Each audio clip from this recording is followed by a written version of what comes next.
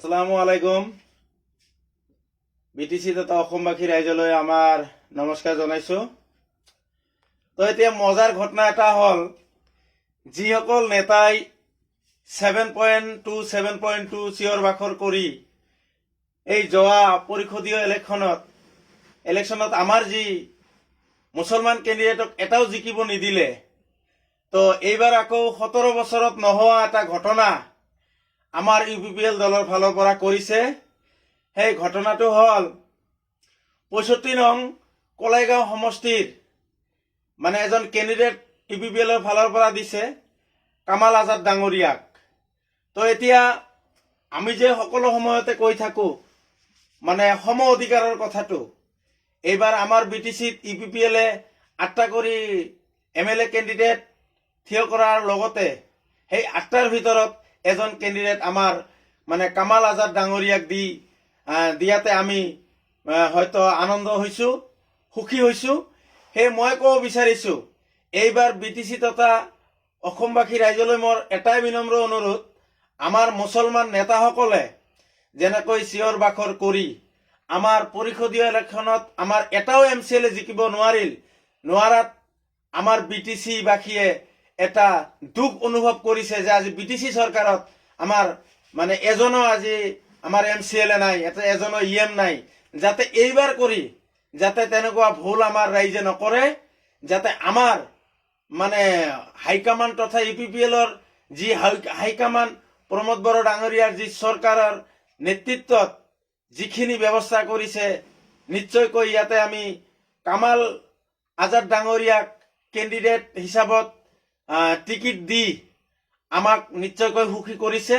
সেয়ে মই ভাবো মানে BTCত এজন মাইনৰিটি MLA তথা মুছলমান MLA হৈ থাকক বুলি আমি আশা ৰাখিছো, আৰু BTC বাসী ৰাইজে যাতে যোৱা ইলেকশ্যনৰ দৰে যাতে এইবাৰো ভুল নকৰে সেয়ে মই ক'ব বিচাৰিছো। আমাৰ 65 নং কলাইগাঁও সমষ্টিত যিমান মুছলমানৰ ভোট আছে, যিমান মানে বেলেগ জাতি জনগোষ্ঠীৰ ভোট আছে, সকলোৱে চেষ্টা কৰি একত্ৰিত কৰি সেই সমষ্টিত আমাৰ কামাল আজাদ ডাঙৰীয়াক জয়যুক্ত কৰাৰ কাৰণে আপোনালোকে চিন্তা চৰ্চা কৰক। আৰু আমাৰ ইপিনে যিহেতু বেলেগ কেণ্ডিডেট আছে, য'ত যি কেণ্ডিডেট আমাৰ হাইকমাণ্ডে দিছে মানে সিহঁতক মানে উত্তীৰ্ণ কৰাৰ কাৰণে, জয় লাভ কৰাৰ কাৰণে যিখিনি চেষ্টা কৰিব লাগে নিশ্চয়কৈ সেইখিনি আমি কৰিম।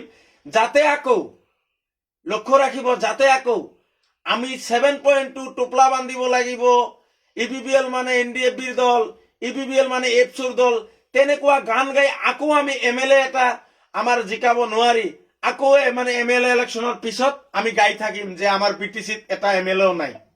যাতে তেনেকুৱা কথা আমি শুনিব নালাগে। গতিকে আগতীয়াকৈ মানুহখিনি মানে সজাগ হওক, যাতে এই BTCত আমাৰ কামাল আজাদ ডাঙৰীয়াক যাতে কলাইগাঁও সমষ্টিৰ ফালৰ পৰা যাতে জিকাই লৈ, UPPLৰ ফালৰ পৰা যাতে জিকাই লৈ BTCত এজন মুছলমান MLA যাতে হয়তো আমি ৰাখিব পাৰো। সেই ক্ষেত্ৰত আমাৰ মুছলমান নেতাখিনিয়ে যাই যি সংগঠনৰে হওক, যিকোনো বুদ্ধিজীৱীয়ে হওক, সকলোৰে দায়িত্ব BTCত এজন মুছলমান MLA হোৱাৰ ক্ষেত্ৰত সকলোৱে চেষ্টা কৰক।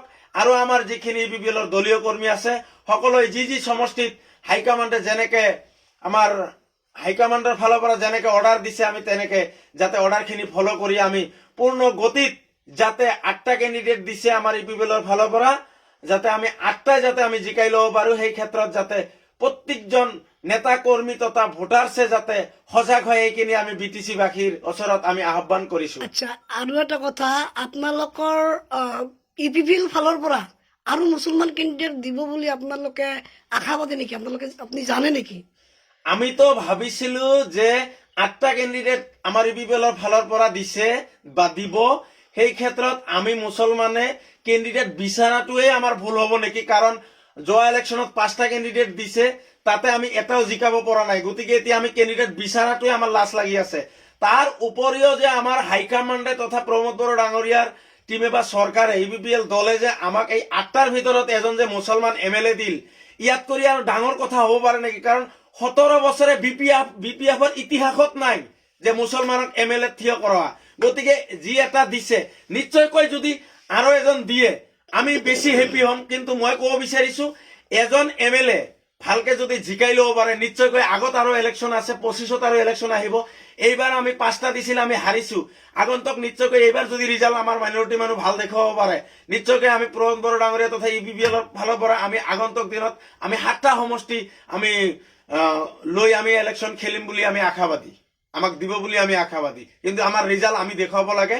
আমাৰ ৰিজাল্ট আমাৰ মাইনৰিটি ভোট আমি দি পেলাই আমাৰ ভোট আমি দি পেলাই আমি যে EPPL এর লগত আছো এই বিশ্বাস জন্ম দিয়ক আগত। কারণ এই বিশ্বাস অলরেডি আমার মাইনরিটি নেতাই 7.2 কৰি অলরেডি আমি ধ্বংস হৈ গেছো। কারণ আজি BTC সরকার এজন মুসলিম মানে MCLA নাই EM নাই ইয়ার মানে দায়ী টোটালি আমি মাইনরিটি মানুহ নিজে। গতিকে মই ক'ব বিচাৰিছো এইবাৰ যি এজন MLA দিছে মানে কামাল আজাদ ডাঙৰীয়াক 65 নং কলাইগাঁও সমষ্টিৰ পৰা তেওঁক জিকাই লওক আমাৰ মাইনৰিটি মানুহ। নিশ্চয়কৈ আগন্তুক দিনত আগন্তুক যি 2025ত ইলেকশ্যন আহিব আমি 5টা নহয় আমি 7টা কৰি কেনে মানে সমষ্টি খুজিলেও নিশ্চয়কৈ আমাক দিব। আমাৰ বিশ্বাস আছে।